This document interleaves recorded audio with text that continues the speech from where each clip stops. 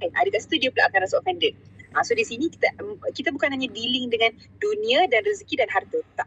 Waqiah ni dia actually dia punya address ataupun dia ni surah Al-Waqiah ni menguruskan satu aspek terbesar dalam hidup manusia adalah ketergantungan, dependency on anything other than Allah SWT. So kalau ada orang dia rasa aku ni susah lah, sikit-sikit sayang orang je, sayang, semua nak bagi kat dia. Sikit-sikit benci orang je, benci sungguh, tak nak tengok muka dia.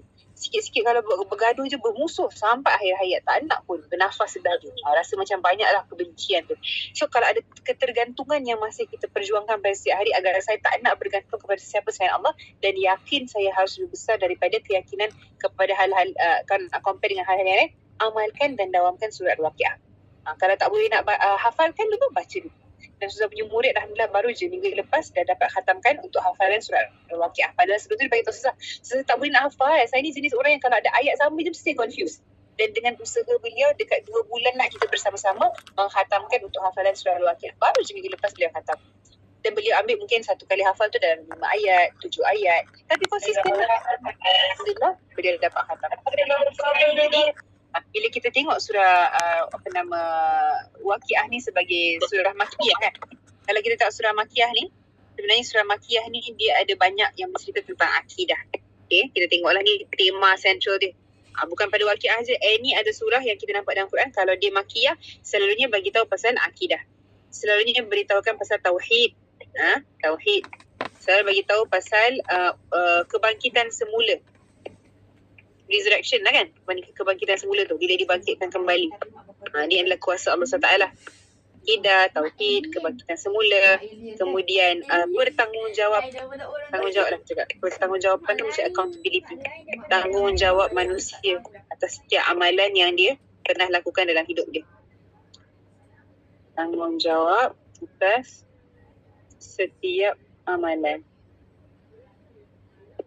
Setiap amalan. Okay. Yang pernah dilakukan lah. Ini surah-surah Makkiyah. Selalunya dia akan ikut tema ni. Okay, akhwat semua. Kemudian Allahu Akbar. Okay. Kemudian yang last adalah membangunkan ataupun membangkitkan hati daripada kematian. Ada orang, ini kata ulama lah, hati tu dia perlu mati sebelum seorang tu kalau dia memang nak mempersiapkan diri untuk jumpa Allah SWT, dari tidur. Hati daripada ni tidur. Artinya orang yang tak ada ilmu dalam hidup dia akan tidur lah. Dia akan rasa nak tidur je all the time. Dia akan rasa dia nak relax je. Tapi untuk orang yang dia sentiasa mengingatkan akhirat, dia rasa macam ada banyak yang dia kena kejar. Kejar dari segi amalan, kejar dari segi taubat, kejar dari segi banyak perkara. So ini adalah surah-surah Makkiyah. Kalau tengok tema-tema dia, selalunya dia akan revolve around these tips, around these patterns ataupun around these topics lah. Okay, surah-surah Makkiyah. Baik. So now kita nak kaitkan dia dengan surah sebelum ni. Ingat tak surah sebelum Al-Waqiah apa? Sebelum surah ni surah Ar-Rahman. Surah Ar-Rahman ni sebenarnya ada kontras dengan surah Waqiah. Kalau kita tengok surah Ar-Rahman ni, bila mana dalam Quran surah Ar-Rahman ada satu ayat yang sering diulang-ulang sampai ada orang hafal ayat tu dulu sebelum dia hafal surah Ar-Rahman. Apakah ayat tu? Ayat dia adalah fabi ayyi ala'i rabbikuma tukadziban. Dan ramai je kawan, murid yang tanya, Ustazah, ayat surah fabi ayyi ala tu surah yang mana? Jadi dia tak tahu nama surah Ar-Rahman, tapi dia ingat fabi ayyi ala sebab ayat yang dia sangat diulang-ulang. Bila mana surah Ar-Rahman tanya pasal kecantikan, keindahan, rahmat Allah, pengampunan, kesyukuran, semua tu tema-tema dalam surah Ar-Rahman. Tiba-tiba kita masuk dalam surah Waqiah, kita nampak ada takdir, kiamat, kemudian hakim, penghakiman Allah SWT. Macam mana orang tu akan dibahagikan dalam grup-grup yang berlainan kan. Yang mana kita nampak, Ar-Rahman ni macam tunjukkan Allah kita sayang, lembut-lembut, yang indah-indah. Tiba-tiba Al-Waqiah je nampak, macam Allah ni menghakimi semua orang kan. Tapi kita nampak balance tu. Yang mana surah Ar-Rahman ni dia menunjukkan, ada harapan kamu pada Allah SWT. Al-Waqiah menunjukkan kamu jangan just berharap je tak Allah. Kamu kena ada takut sikit lah. Tapi bukan takut yang Allah tu akan mengazab kamu, membalas kamu. Tapi jangan mengecewakan Allah. Jangan sampai mengecewakan Ar-Rahman yang dah sangat sayang kat kita. Yang mana Allah tanya, saya ni dah sayang kat you, apa lagi? Yang tak sayang, macam tu lah. Apa lagi yang I tak sayang. Contoh kita tengah berbicara dengan kawan rapat kita, dengan teman akrab. Kita kata, you betul ke sayang dekat I? Ataupun suami isteri lah, selalunya lah. Dia memang famous lah, dia akan tanya, betul ke sayang dekat I? Kita dah 10 tahun dah kahwin. Takkan dia tanya soalan yang sama je. Tapi apa yang kita nak sebenarnya? Reassurance. Kita nak peringatan bahawa betul orang ni sebenarnya masih sama. Masih lagi dalam level yang care yang sama. Prihatin yang sama dan sebagainya lah. So, balance di antara surah Ar-Rahman dan surah Al-Waqiah ni adalah, kalau Ar-Rahman tu dia mengajarkan kita harapan pada Allah SWT. Surah Al-Waqiah mengajarkan takutnya hamba kepada Allah tu bukan takut untuk dihukum je, tapi takut untuk mengecewakan Ar-Rahman tadi yang dah begitu banyak sayang pada kita, begitu banyak memberi ketika kita minta, ketika kita tak minta, lebih daripada apa kita minta. Kemudian perlulah kita bertanggungjawab atas setiap dan segala sesuatu amalan yang pernah kita lakukan. Okay. Dan adalah satu kata-kata hikmah yang sering diulang-ulang, katanya sesiapa yang baca suratul Waqiah setiap malam atau setiap petang tidak akan pernah dimalukan ataupun dimalukan, afflicted by poverty. Macam kita cakap, tidak akan pernah diberatkan oleh kemiskinan, kefakiran kiranya. Ya. Tapi kalau kata ulama, itu bukan hadis lah. Hadis tu mungkin ada yang kata, tapi tu bukan hadis hasan, mana boleh quote? Yes, saya kata ada kata-kata hikmah. Dan bila mana kita kata-kata hikmah ni, bukan hanya seorang ulama je yang cakap, daripada banyak source yang beritahu surah Al-Waqiah ni bila diamalkan, merupakan salah satu peringatan untuk yakin tadi. So kata janganlah kata, Waqiah ni patutnya jadi mantra kita. Kalau baca Waqiah ni akan kaya raya, akan jadi datuk bilion-bilion dalam bank. Akan dapat jadi orang yang jutawan. Tapi surah ni sebenarnya akan membuat you semakin tidak meletakkan dunia dalam hati. So kalau attach kan kita rasa macam nak dekat, nak rapat dengan dunia kan. Dan jangan tak nak lepaskan dunia tu. Tapi bila kita baca surah Waqiah, kita akan semakin rasa dunia ni sekejap. Dia ada okey, tak ada pun tak apa. Jadi, dan semakin tinggi kita punya kepercayaan dan juga yakin kepada Allah SWT. Selain itu ataupun sekaligus, rezeki itu kita akan belajar bahawa, rezeki yang Allah nak beri pada saya, bila itu baik untuk saya, dia akan dimudahkan. Bila ada rezeki yang rasa macam susah, yang tak sampai, bukan rezeki saya lah tu. Sebab kita cakap Allah tu Ar-Razzaq, maka Allah tu akan memberi. Cuma yang bila Allah berikan tu sebaik apa yang kita perlukan, kadang kita tak setuju dengan hal tu. Ingat lagi surah Al-Baqarah, ayat ke berapa? 217. Katanya apa? Ada poin-poin dalam hidup yang mana you rasa you suka sesuatu, tapi sesuatu tu tak baik untuk you. Ada pula poin-poin yang benda tu you tak suka, tapi benda tu yang you suka tapi dia tak baik untuk you. Ada yang you suka, yang you tak suka tapi dia baik untuk you. Macam itulah terbalik-terbalik kan. Jadi poin dekat situ adalah, kalau ada orang yang dia masih melihat dunia dari segi fizikal saja, dia nampak dunia ni macam ni lah agak-agaknya ya. Ada hari baik, ada hari tak baik. Tapi untuk seorang mukmin, hari-hari baik. Sebab dia hidup dan tinggal dan wujud dalam perlindungan Allah SWT. Ya, maka kualiti-kualiti yang disebutkan tadi, yang mana kita detachment from dunia, kita percaya dengan Allah SWT, kita peka dengan rezeki kita yakin dengan akhirat. Ini adalah kualiti-kualiti yang akan merubah seseorang dan juga dia punya hubungan seseorang dengan harta, dengan kekayaan. Sebab ada orang yang mungkin kalau tak ada harta, dia akan anxious. Jadi di situlah hakikat dunia tu, bila ada di tangan, memberatkan. Bila tak ada di tangan, merisaukan. Kan? Subhanallah. Okay, maka bila kita mula je daripada surah Al-Waqiah ni, idza waqa'atil waqi'ah, patutnya kita dah rasa panik sikit lah baca idza waqa'atil waqi'ah, bila berlakunya hari kiamat. You ready tak? Ready tak nak jumpa dengan hari kiamat? Tak ready. Tapi dekat sini bila baca Al-Waqiah, imagine kiamat tu dah berlaku sekarang. Sebenarnya kiamat tu dah berlaku sekarang, lagi dan lagi kepada orang yang tak sedar diri bila mana dia diajarkan, dah belajar ilmu tapi dia masih lagi dalam keadaan relax, besok boleh taubat, kalau tak next week, kalau tak tahun depan. Padahal tak tahu dan yakin kalau misalkan pun rezeki ataupun dia punya nyawa masih bersambung kepada hari yang mana duduk janjikan akan bertaubat. Ya. Tak adalah ni start daripada Bismillahirrahmanirrahim, tapi mula-mula je idza waqa'atil waqi'ah. Orang yang mendengar ayat ni dibaca, orang yang membaca surah ni, dia terus dicampakkan, dilemparkan di tengah-tengah hari kiamat. Itulah dia, idza waqa'atil waqi'ah. Dan mana perkataan idza, kita cakap tadi, dia tak cakap kalaulah waqi'ah berlaku. No, idza, bila, when it happens. Perkataan idza saja dah melatih seorang mukmin, seorang muslim untuk hidup dengan hari kiamat tu sebagai satu keyakinan, bukan teori lagi. Jangan kita ingat berteori saja. Sebab kalau kita ingat kiamat tu teori, kita tak akan nak boleh praktikkan dia. Tengok macam student-student yang belajar dekat uni, belajar dekat college, lama dia belajar tu. Lepas tu dia graduate kan, dapat grad tu ambil gambar macam cantik, dengan fotografer, dengan makeup, dengan baju selempang semua. Bila ditanyakan, kamu belajar apa selama ni? Entah lah, tak ingat lah. Tak tahu, tak pasti, tak sure. Tak enjoy pun belajar. Yang penting grad dah lah. Sekarang nak cari kerja pula. Jadi kat situ, ilmu teori sangat mudah untuk didapatkan. Tapi bila nak dijadikan sebagai praktis, nak dijadikan sebagai amalan, di situlah challenge yang sebenar-benarnya.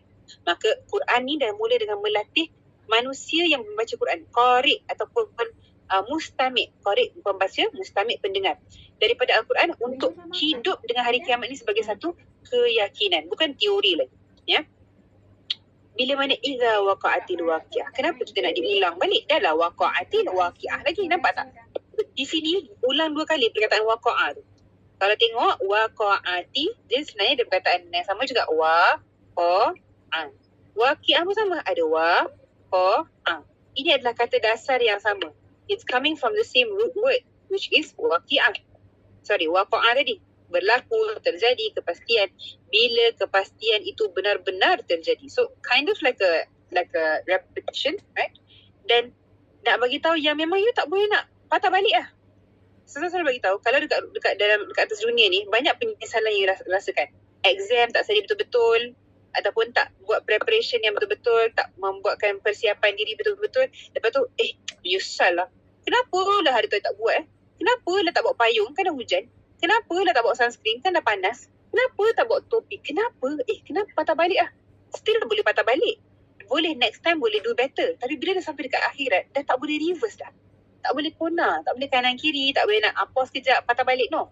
So dekat sini nak bagi tahu waqa'atil waqi'ah ni, the fact that it's repeated twice, jadi ulang 2 kali dekat sini, dia dah irreversible. Tak boleh nak kona balik, tak boleh nak patah balik. Irreversible. Kita reverse kan? Reverse kereta. Sebab apa? Sebab masuk salah jalan. Jalan mati rupanya kan. Tapi bila manusia sendiri yang dah mati, memang bahasa yang digunakan oleh Allah SWT nak bagi tahu waqa'atil waqi'ah diulang 2 kali. Benda yang berlaku tu sebab memang dah berlaku 1 kali, dah berlaku dalam Quran. Allah dah bagi tahu banyak kali. Kemudian manusia tu still lagi buat tak tahu, buat relax. Bila dah berlaku baru dia akan merasa penyesalan di atas penyesalan. Bila perkara yang berlaku itu berlaku dengan sebenar-benarnya, penyesalan yang berlaku dalam diri manusia tu lagi dan lagi berulang lagi. Okay. Kemudian dikatakan kalau hari kiamat tu bagi tahu waqi'ah. Perkara yang berlaku, situasi, kejadian. Kenapa tak cakap kiamat je, akhirat je, ataupun ada nama lain Yaumuddin ke kan? Dekat sini nak bagi tahu setiap benda yang pernah berlaku, kejadian-kejadian yang selama ini berlaku di atas muka bumi, inilah kejadian terbesar. Boleh faham? Ulang lagi sekali. Kejadian yang pernah berlaku di atas muka bumi, daripada mungkin perang, daripada empire Islam, empire non-Muslim, kerja manusia, orang yang bahagia di sana dan di sini, orang yang sedih di sana dan di sini, mungkin orang tu dah dapat untuk mungkin sampai kepada level kejayaan yang tinggi, ataupun dia jatuh daripada dia punya empire kejayaan dia. Semua ni kejadian manusia, kejadian kematian. Ini adalah kejadian terbesar kalau nak dikomparekan dengan semua kejadian yang pernah berlaku. Ya. Semua yang pernah berlaku sebelum waqi'ah, dia dapat kecil je. Dia nampak small je. Kan? Ibu tak tahu lah. I think you pernah lah melalui hal ni. Dulu masa you pernah melalui satu ujian, you rasa macam ujian tu ujian terbesar dalam hidup you. Tiba-tiba bila dah tenang balik, dah lupa dah ujian tu. As if tak ingat. Ingat tak dulu pernah uji macam ni? Pernah kena uji macam ni? Tak ingat lah. Macam dah lama sangat lah. Tapi masa kita melalui ujian tu, rasa macam ya Allah, dunia dah habis dah, kiamat sekarang, kiamat. Tapi hari kiamat ni nak bagi tahu bahawa you will not remember much about before, as if apa yang pernah berlaku sebelum ni nothing. Dia jadi macam kecil je. Jadi menciut, jadi kecil lah, jadi macam insignificant lah. Sebab tadi waqa'atil waqi'ah ulang 2 kali. Ya. Laisa li waqa'atiha kadhibah. Dan mana bila kalau orang tu dihidup, diingatkan alah kematian tu berlaku kat orang lain, kan? Kalau yang nak bertanggungjawab atas satu perbuatan tu macam tak payah ikut nantilah, kan? Alah dunia ni nampak macam forever sebab macam lama sangat lah hidup ni, tak habis-habis lah. Tapi ayat ni nak bagi tahu yang seorang mukmin, seorang muslim, bila dia baca ayat ni, idza waqa'atil waqi'ah, ya, you dah ready ke? You dah prepare ke? Dah bersiapkan ke? Dah mempersiapkan diri ke untuk satu je perkara yang sudah diberikan jaminan padanya, ya kan? contohlah kita hidup ni selama ni. Kita ingat, okay, tak pergi sekolah, confirm akan grade. Tak confirm lah. Kalau tak do well in your studies, kalau asyik fail je subjek, mana boleh grade? Tapi kita ingat macam confirm. Lepas tu bila dah tu confirm masuk universiti. Ada je orang tak masuk universiti, tak confirm juga. Tak ada benda yang confirm kat dalam muka bumi ni kecuali apa yang Allah dah takdirkan. Itu pun kita tak tahu takdir Allah tu apa. Jadi bila sampai pada level yang, oh al-waqi'ah, benda ni is the only confirmed thing, which is kiamat. So you dah prepare ke? Selama ni you prepare. Nak pergi piknik hari ni, contoh dah tengok ramai orang dah tampak ni, prepare makanan, prepare air, prepare payung, prepare. Tak tahulah jadi ke tak datang pergi piknik tu. Tak tahulah makan ke tak semua makan yang dah dia prepare tu. Jadi kita ni banyak mempersiapkan diri untuk hal-hal yang tak pasti. Padahal satu hal yang pasti which is kematian. Satu hal yang pasti which is akhirat. Kita tak sampai nak prepare. Tak siap nak mempersiapkan diri untuk hal yang dah yakin. Okay? Jadi yang kedua bagi tahu pasal laisa li waqa'atiha kadhibah, tak ada satu pun orang yang sebenarnya boleh nak deny, ya. Tak ada orang pun nak cakap benda ni didustakan. Hari ni pada masa sekarang akhir zaman ni lah, orang boleh cakap Allah tu tak wujud lah, ataupun wahyu tu tak betul lah, ataupun hari kebangkitan tu sebenarnya tipu je, ataupun tak adalah orang akan bertanggungjawab atas nanti lepas mati ni hitam je, gelap je, takkan ada pun yang bangkitan semula ke syurga ke neraka tu. Boleh, orang boleh deny. So kadhibah dekat sini kita bagi tahu pasal denial. Orang yang boleh untuk menyangkalnya. Orang yang boleh untuk kata mendustakannya. Tak ada, it's not right. You nak percaya Islam, alam mana Tuhan ni, tak nampak pun Allah tu. Banyak orang akan men-challenge. Kemarin baru je saya tengah travelling, ada seorang yang duduk sebelah saya, dia kata setiap kali saya duduk sebelah lelaki, dan sebab saya ni perempuan pakai tudung, dia mesti akan ajak cakap pasal Islam. Dan bukan cakap pasal Islam dalam rangka yang, oh Islam tu macam mana tak? Kenapa Islam ni macam ni? Kenapa Tuhan kamu tu banyak menipu? Kenapa kamu percaya pada sesuatu yang tak betul? Jadi banyak poin dekat situ yang dia nak challenge Islam tu. Dan kita tak boleh marah dia sebab mungkin dia dah dibesarkan dalam situasi ataupun kondisi yang memang dia dah percaya bahawa Islam tu satu penipuan yang besar tentunya. Tapi pada hari kiamat dah tak ada dah orang boleh takabur, sombong, nak challenge kan, nak berargumen, nak kata sebenarnya tak betul, saya yang betul, kamu yang salah. Dah tak boleh jadi orang yang skeptik dah. Sebab apa? Realiti ada di depan mata. Jadi pada laisa li waqa'atiha kadhibah, kebenaran sesungguhnya berlaku di depan mata seorang manusia yang mana selama ni begitu susah untuk dia beriman kepada satu kebenaran. Ya. Kadhibah dekat sini bukannya kita nak cakap bohong je, tapi tak ada seorang pun manusia yang boleh nak lari daripada hakikat ni lah. Jadi Quran ni dia mengkompres banyak sangat maksud, layer dia. Kalau kata kek lapis tu kan, banyak lapis-lapis kan. Itu satu perkataan. Satu perkataan dia apa? Waqa'atiha kadhibah. Again you see the word waqa'a jadi di sini. Waqa'a. Laisa li waqa'atiha. Okay tak? Yeah. Bagi yang dikembali kepada perempuan. Yang female menjadi mu'minat. Sebab dia kemudian Pakai pula Bella buat dekat situ tu. Tapi okey lah. Ni pun manusia lah kutip satu kebenaran yang tak ada tangkal, which is nanti kiamat akan datang. Dan sebenarnya kita semua mempersiapkan diri untuk hari kiamat tersebut. Dan kalaulah misalkan Allah SWT muliakan kita dengan pengakhiran yang baik, insya-Allah kita harapkan dengan setinggi-tinggi perharapan, tak apalah, walaupun dunia sekarang sebising mana pun, kan, banyak hiburan-hiburan yang menarik perhatian kita. Waktu tu dia macam ilusi, sekejap cepat, sekejap lama. Tapi bila waqiah tu sampai, banyak hijab-hijab yang akan tersingkap, banyak kebenaran-kebenaran yang dia akan nampak, dan akhirnya keyakinan tu dah jadi sesuatu yang wajib ke atas kamu. Sekarang kamu tak nak yakin, tak apa. Sekarang kamu tak nak percaya, fine, tak ada orang boleh paksa. Tapi pada hari kiamat, you akan dipaksa untuk percaya. Ya, baik, insyaAllah sampai situ dulu kelas malam ni. Suzan nak quote satu quote Imam Sayyidina Ali bin Abi Talib. Dan quote ni tak ramai orang tahulah. Dia sebutkan, inna dunya qad tarahalat mudbirah. Dunia tu satu hari pasti dia akan berlalu. Ya, dunia satu hari dia akan pasti berlalu. Dan akhirat pasti akan datang. Dan akhirat pun akan datang. So inna dunya qad tarahalat mudbirah. Bila mana dunia akan pergi, wa innal akhirah qad tarahalat muqbilah. Pasti dia akan datang. Walikulli wahida minhuma, dan bagi setiap satu daripadanya banun, anak-anak. Jadi Imam Ali kata nanti ada anak-anak dunia, ada anak-anak akhirat. Apa anak-anak ni? Yang berharap pada orang tuanya lah. Jadi kalau anak tu kan dia ada dependensi pada parent dia kan. Jadi katanya fakunu min abna'il akhirah, maka manusia supaya kau ni tak rugi, jadi ila budak akhirat wala takunu min abna'i dunia. Jangan kamu jadi daripada anak-anak dunia. Sama ni kita Mak tak tahu lagi suka rupanya kalau dunia pun daripada anak. Bella letak kaki yang kat sini ni. Sini. Mak punya urat keting ni. Yang ini mana belakang ni, yang belakang ni. Mami yang Tengok tak? Tengok tak ni? Ni. Alah, dia situ. Belajar. Bella gerak kat situ hari je. ni point ataupun yang besar yang saya nak sebelah point apa yang kita perlu untuk highlight adalah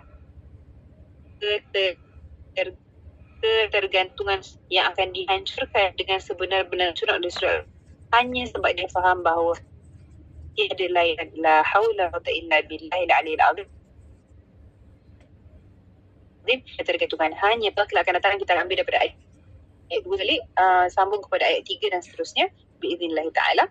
Aqulu qawli hadha wa astaghfirullaha lakum wa jazakumullahu khair.